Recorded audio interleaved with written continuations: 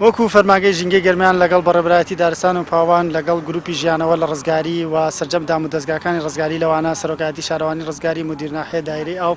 پێکەوە توانیمان هەڵمەتێکی نەمام ناشتن کە خۆی لەوەی بینەوە نزیکەی 1500 دار بە خۆناغ بچێتە بواری جێبەجێکردنەوە تایبەت بە شارۆچکەی ڕزگاری. ئێمە ئەم هەڵمەتانە بەردەوامە بێ و بۆ چەند ڕۆژێکی ئایندا هەڵمەتەکەمان ئەگەێنین بە کفی دیسانەوە لەوێش لە دانوستانە تاوەکو بتوانین ڕێژەیەکی سەوزایش لەوێ بەرزکەونەوە. ئاماژ لەم هەڵمەتانە ئەوەیە کە بتوانین ئەو ڕێژە سەوزایی کە لە ناوچەی گەرمیانە هەیە کە لە خواروی ستانداردا هەیە بتوانین بکەینە سەروی ستانداردی جیهانی و لەگەڵەوەشا بتوانین ژینگەیەکی پاک و خاوێن و بۆ هەموو هاوڵاتیان و دانیشتوانەکان بەتایبەت گەرمیان